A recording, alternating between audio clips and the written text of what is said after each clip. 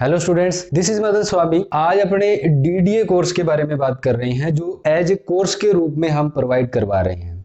तो जो डीडीए आपका कोर्स रहता है, दिल्ली डेवलपमेंट अथॉरिटी का जो सेक्शन ऑफिसर हॉर्टिकल्चर का एग्जाम आएगा आपका रहेगा, उसके बारे में अपने बात करेंगे।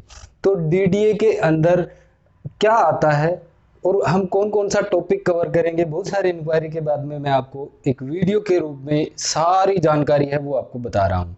देखिए, डीडीए के अंदर 80 क्वेश्चंस हैं, वो आपके रहेंगे ऑर्नामेंटल हॉर्टिकल्चर के। आपको कई स्टूडेंट्स का ये भी कहना है कि सर इसमें नेगेटिव मार्किंग है क्या? हाँ भाई, 1/3 इसमें नेगेटिव मार्किंग है। जैसे बीएचयू के अंदर सिस्टम है, 3 क्वेश्चन अगर आपने गलत कर दिए तो एक क्वेश्चन आपका कट हो जाएगा। तो 1/3 इसके अंदर नेगेटिव मार्किंग रहेगी। उन 80 क्वेश्चंस में से जिसके 50 क्वेश्चंस सही हैं, मान के चलिए कम से कम 50 क्वेश्चंस जिसके सही हैं, वो बंदा परफेक्ट रूप से तैयारी के अंतर्गत आता है। इसीलिए मैंने एक टेस्ट सीरीज आपको अवेलेबल करवा दी है। तो आप टेस्ट सीरीज जरूर दीजिए। टेस्ट के अंदर जितने क्वेश्चंस हैं उनको सॉल्व कीजिए। प्रत्येक जो चैप्टर है उसके नीचे मैंने टेस्ट दे रखा है, वो क्वेश्चन भी आप कंप्लीट कीजिए। देखिए, दो चीजें होती हैं। फ्लोरिकल्चर एक ऐसा सब्जेक्ट है जिसको रट्टा मारना ही पड़ेगा आपको, ठीक है। अब रट्टा मारना भी दो तरह से होता है। एक तो आप क्या है, पढ़ के सीधा पढ़ लेते हैं, बट एक होता है फीडबैक, आपको कितनी मात्रा में रिटर्न हो रहा है, कितनी मात्रा में आपको याद हो रहा है। तो देखिए, याद करने के दो तरीके हैं। या तो आप ट्रिक के द्वारा याद कीजिए उसको, क्योंकि हमें क्या करवाना है, सिलेक्शन करवाना है। तो कैसे न कैसे करके आप उसको याद कीजिए, ठीक है। चाहे आप 2 पेज रोज पढ़ो, पर उसको याद करना जरूरी है। ऐसे नहीं है कि हिस्ट्री नहीं है ये आपको याद कर सकते हैं आप, ये आपको रट्टा मारना पड़ेगा, ठीक है। तो मैं आपके लिए यह बता दूं कि हम कौन कौन सा टॉपिक है वो क्लियर करेंगे। हम डीडीए में टोटल सिलेबस क्लियर करेंगे, कोई भी टॉपिक छोड़ेंगे नहीं। पहला जो अपना टॉपिक रहेगा वो रहेगा हिस्ट्री ऑफ गार्डनिंग। गार्डनिंग की क्या हिस्ट्री है, इसका टाइम के साथ साथ इवोल्यूशन किस प्रकार से हुआ है, किसने गार्डनिंग भारत में शुरू की थी और आज तक गार्डनिंग का हिस्ट्री क्या रही है, कहां पर कौन सा इंस्टीट्यूट बना और वो पहले क्या कहलाता था, किसने इसकी स्थापना की, बहुत सारे गार्डन विकसित किए, बहुत सारे मुगल एम्पायर थे जिन्होंने गार्डन्स को विकसित किया। 2 नंबर जो टॉपिक रहता है वो है importance of ornamental horticulture. Ornamental horticulture का इंपोर्टेंस क्या है, कौन कौन से ऑर्नामेंटल ट्री, श्रब्स, क्लिम्बर्स को उगाते हैं, किस प्रकार से इसमें फ्यूचर है, इसके बारे में बात करेंगे। 3 नंबर जो रहता है वो रहता है floriculture industry in India. India के अंदर फ्लोरिकल्चर की क्या पोजीशन है प्रेजेंट टाइम, पहले क्या थी अब क्या है, इसके बारे में बात करेंगे। ग्लोबल लेवल पर, इंटरनेशनल लेवल पर फ्लोरिकल्चर इंडस्ट्री किस प्रकार से डेवलप्ड हो रही है, क्या प्रेजेंट में इसकी सिचुएशन है, इसके बारे में बात करें। 5 नंबर आपका टॉपिक रहता है वो रहता है ब्रीडिंग ऑफ ऑर्नामेंटल हॉर्टिकल्चर। अब देखिए, यहां पर ब्रीडिंग की बात करेंगे। देखिए, ब्रीडिंग आपसे कोई नहीं पूछेगा कि ब्रीडिंग में मतलब जैसे जीन्स के बारे में क्वेश्चंस, आपके ब्रीडिंग के क्वेश्चन नहीं पूछे जाएंगे।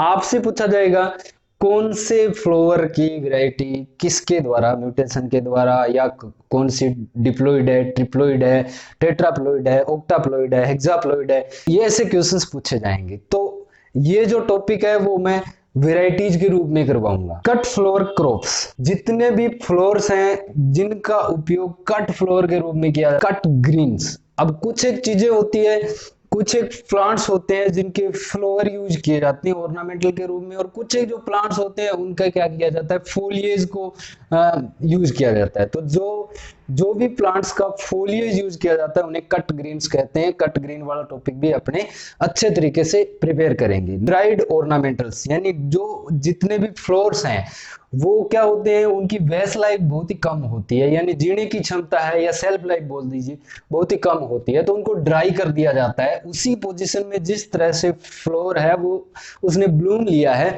उसी पोजीशन में उसको ड्राइड कर दिया जाता है और उसको वो ऑर्नामेंटल के रूप में यूज कर लिया जाता है। कौन कौन से प्लांट ड्राइड में यूज किए जाते हैं, कैसे उनको ड्राइड किया जाता है, कौन सा केमिकल उसके अंदर यूज किया जाता है, इसके बारे में अपने पढ़ेंगे। ऑर्नामेंटल्स इन ग्रीन हाउस, ग्रीन हाउस के अंदर कौन कौन से फ्लोर प्लांट्स की खेती है वो की जाती है, इसके बारे में अपने। Post harvest handling of cut flower, loose flower, इन सब। नेक्स्ट टॉपिक रहता है वो रहता है फ्लावर परफ्यूमरी।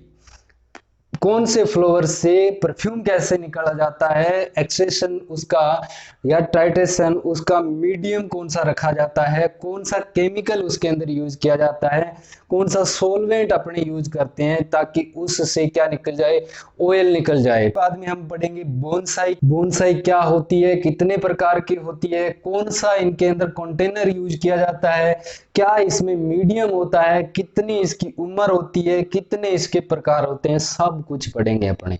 कहां से ये आई थी, किसने इसको विकसित किया था, बोनसाई के बारे में टोटल पढ़ेंगे। आगे आता है फ्लावर का अरेंजमेंट। फ्लावर अरेंजमेंट के बारे में पढ़ेंगे, कौन कौन से फ्लावर्स के अरेंजमेंट के प्रकार है, ये जो विद्या है वो कहां से आई थी और इसको आगे कितने भागों में बांटा जाता है, जैसे जापानीज है, यूरोपियन है, इनके बारे में अपने पढ़ेंगे। ठीक है, जैसे इक्केबाना, मोरिबाना, जियोबाना, ये सब के सब पढ़ेंगे। इसके अंदर क्या होता है, किस प्रकार से इसके अंदर कौन से एंगल पर फ्लावर्स लगाए जाते हैं, वेजिटेबल्स लगाई जाती है। एंगल का क्वेश्चन बहुत बार पूछा गया है आईसीआर के एग्जाम्स में, और इसके डीडीए के जो प्री एग्जाम्स हैं उनके अंदर भी पूछा गया है।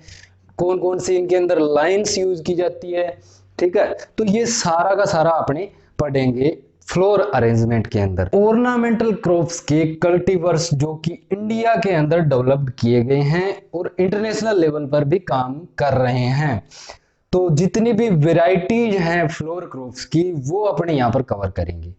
कैसे कवर करेंगे, प्रत्येक फ्लोर क्रॉप्स के अंदर तो करेंगे ही करेंगे विद ट्रिक।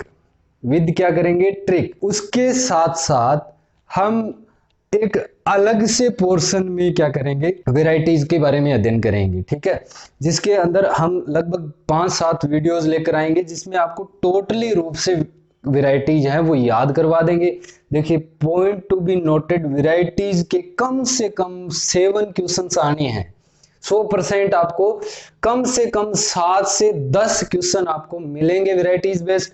उनको आपको अच्छे तरीके से, देखिए स्मार्ट वर्क करना है, हार्ड वर्क नहीं करना है। जितनी भी वैरायटीज है सब की सब याद रखनी बहुत ही कठिन काम है। ठीक है, बट हम आपको अगर पढ़ाएंगे, आप पढ़ोगे, 2 बार देखोगे, 3 बार देखोगे वीडियोस को तो आपको पक्का याद हो जाएगा। Home landscaping.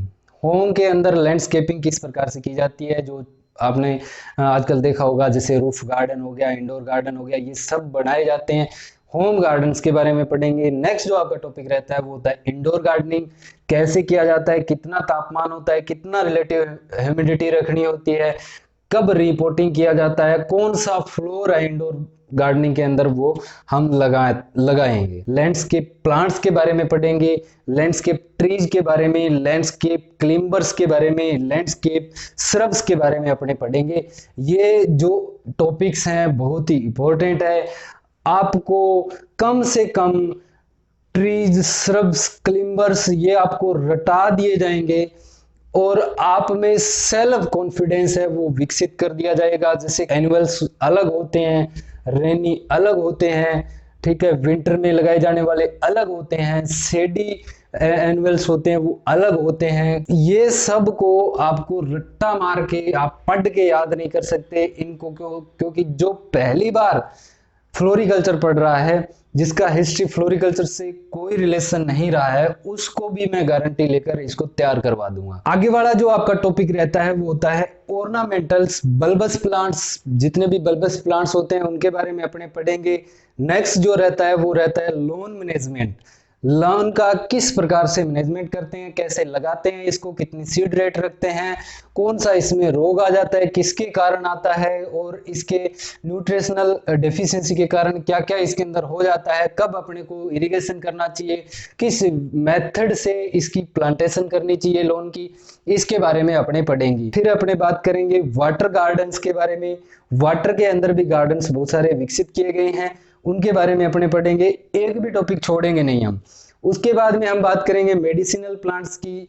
मेडिसिनल प्लांट्स में देखिए एग्जाम में क्या पूछा जाता है, मेडिसिनल प्लांट्स में से जैसे इसके साइंटिफिक नेम पूछ लिए जाते हैं, ओरिजिन्स पूछ लिया जाता है, इनका अंदर से कौन सा अपने को केमिकल्स प्राप्त होता है, किस पार्ट से प्राप्त होता है, यूजफुल पार्ट्स क्या होता है एरोमेटिक प्लांट्स का, तो इसके बारे में पढ़ेंगे। एरोमेटिक्स प्लांट्स के बारे में भी इसी के साथ अपने अध्ययन करेंगे। इसकी जितनी भी टर्म्स हैं या कोई भी जो मैटर हमें लगा कि ये मैटर है, वो भी बच्चों को प्रोवाइड करवाना चाहिए। आपका बेसिक से लेकर टॉप लेवल तक हम क्लियर करवाएंगे। Thank you, thanks for watching.